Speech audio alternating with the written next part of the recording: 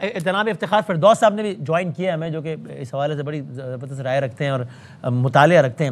افتخار صاحب بہت شکریہ وقت دینے کا. ہم پاکستان افغان تناظر میں بات کریں اور اب سے کچھ دیر پہلے کی جو ڈیولپمنٹ ہے، ایک ڈیولپمنٹ جو پچھلے کچھ گھنٹوں میں ہوئی کہ پاکستان میں آج جو احتجاجی والی جو بھی صورتحال رہی، اس پر ایک تو ان کا اسٹیٹمنٹ آنا، یہ اپنی نوعیت کی ایک انپریسیڈنٹڈ کہ جناب پاکستان میں مظاہرے ہوئے، اس پہ تشویش ہے، ایسے نمٹنا چاہیے، ایسے نمٹنا چاہیے. ہم یہی کہہ رہے تھے کہ ان مظاہروں کے حوالے سے کسی کی کوئی بھی رائے ہو کہ ٹھیک ہے، غلط ہے، جو بھی ہے، لیکن یہ تو طے ہے کہ یہ اس طرز کا بیان یہ تو حیران کن ہے اور حالیہ تاریخ میں انپریسیڈنٹڈ بھی لگتا ہے. اور پھر اب اس پہ تھوڑی دیر پہلے ہمارے دفتر خارجہ کا بھی باقاعدہ رد عمل آیا، ہم نے پورا پڑھ کے سنایا ابھی کہ بھائی آپ اپنے معاملات دیکھیے اور آپ یہ اندرونی معاملات میں آپ کہاں کامنٹ کرنے چلیں. مائی کوسچن از کہ یہ جو ایک ایپیسوڈ ہو گیا 2 رات پہلے والا، جس میں پاکستان نے بھرپور کارروائی کی، انہوں نے پھر اپنے طور پہ ان کو فیس سیونگ لی، انہوں نے کہ چلو جی اب ہم جنگ بندی کر لیتے ہیں، چونکہ اس نے بھی کہا اور اس نے بھی کہا. لیکن اس کے بعد یہ بیان کا آنا یہ تو بتا رہا ہے کہ انہوں نے اپنے طور پہ چیپٹر کلوز نہیں کیا ہے. سفارتی شرارت، کبھی عسکری شرارت، یہ کسی نہ کسی سطح پہ جاری رکھنے کے ارادے ہیں، اس کا مطلب. افتخار صاحب بدامی صاحب، اس دن جو ایسکیلیشن ہوئی اور جو کلیشز ہوئے بارڈر کے اوپر، اس کا ریزولوشن ابھی تک نہیں ہوا اور یہ بات مان لینی چاہیے. وہ چیپٹر کلوز نہیں ہوا. جی مجھے تو نہیں لگتا کہ کلوز ہوا ہے. شاید جو اس کی آپٹکس ہے، لائک کائنیٹک پارٹ اس کا کلوز ہو گیا ہے کہ کوئی لڑائی ایکٹیولی نہیں ہو رہی. لیکن یہ کہنا کہ افغانستان سیٹل ہو جائے گا اور پاکستان کی پرابلم ریزالو ہو جائیں گے، جو پوائنٹ آؤٹ آپ نے اس سے پہلے کیا، میں گفتگو سن رہا تھا، جب تک اس میں انٹرنیشنل پلیئرز نہیں آتے اس وقت تک تو مجھے نہیں لگتا کہ اس کی کوئی ریزولوشن جو ہے وہ ہوگی. کیونکہ افغانستان کا جو ایکسس بن چکا ہے اس ٹائم پر، جو رشین بلاک میں چلا گیا اور اس کے علاوہ جو انڈین ان کے اوپر اب انفلوئنس ہے، ان کے عزائم بہت کلیئر ہے. ابھی تک تو بہت ساری چیزیں جو تھی وہ پس پردہ تھی. ہم کہتے تھے کہ ہائیبرڈ وار چل رہا ہے، ٹی ٹی پی کو چلا رہے ہیں، القاعدہ کو چلا رہے ہیں. اب تو وہ کھل کے سامنے خود آ گئے. اب ہم کنونشنل ڈومین میں آ گئے ہیں. تو میرے خیال میں ان سے یہ توقع کودیں گے انٹرنیشنل پلیئرز آپ کے خیال میں؟ یعنی کیا ڈونلڈ ٹرمپ چاہیں گے کہ ایک اور ٹرافی میں لے لوں، پھر میں جو اپنی فہرست بتاتا ہوں 8 کی اس کو اپ گریڈ کر دوں گا کہ دیکھو میں نے پاکستان افغان کلیش بھی رکوایا، ورنہ پتہ نہیں کہاں چلا جاتا معاملہ. دیکھیں آبویسلی امریکن تو ایک بڑے سٹیک ہولڈرز ہیں. اگر آپ ان کا نیا موضوعات دیکھیں، جو یو این کا ڈاکیومنٹ ہے جس کے ذریعے افغانستان کو فنڈنگ ہوتی ہے، تو $93 ملین ویکلی جو ہے وہ کٹ ہو کر جو ہے اب وہ 63 ملین پھر بھی بچ جاتے ہیں.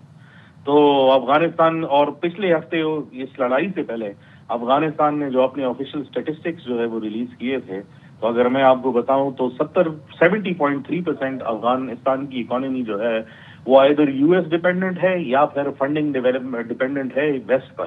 تو اگر وہ یہ فنڈنگ روک دیتے ہیں تو یہ حکومت فزل آؤٹ ہو جائے گی. صرف 30% ان کی اپنی جو ہے وہ ییلڈ ہے.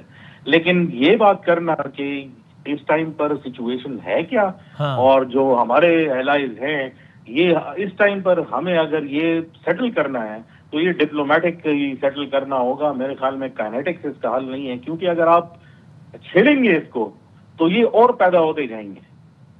اور جو کے پی کے اندر اور بلوچستان کے اندر جو سچویشن ہے، اور کے پی کے تو آج آپ نے اپنے خیالات بھی سن لیے ان کی چیف منسٹر، تو وہ تو ابھی بھی جو ہے ایسا لگ رہے تھے کہ وہ D G I S P R کو جواب دے رہے تھے جو انہوں نے پریس کانفرنس کی ہے. تو وہ تو کلیئرلی افغانستان کو ابھی بھی اسٹیک ہولڈر جو ہے وہ مانتے ہیں. تو پھر آپ ایک ایسی جو ہے پولیٹیکل اور ٹیررزم کے نیکسس کے اندر پھنس جائیں گے کہ میرے خیال میں اسے نکلنا جو ہے وہ بہت مشکل ہوگا، اور عوامی سطح پر بھی اس کا رد عمل جو ہے وہ آئے گا. تو ڈپلومیٹکلی اس کو فی الحال جو ہے very interesting. Thank you sir, بہت شکریہ تینوں مہمانوں کا، بہت بہت شکریہ. اور آپ نے سارے زاویے سنے افغانستان کی صورتحال کو بھی لے کر. اور جانے سے پہلے آپ یہ بھی دیکھیے، ابھی وہیں امریکہ سے ہی آپ کو ایک اور شارٹ بھی سناتے ہیں کہ کیا اب یہ اگلا ایک سوال ہے کہ چلیں یہ سب تو ہو گیا غزہ کا معاملہ، اللہ کرے. ابھی بھی خیر اس میں بہت ساری اور چیزیں ہیں، اسرائیل پاسداری کرے گا نہیں کرے گا، بہت ساری اور چیزیں بھی ہیں.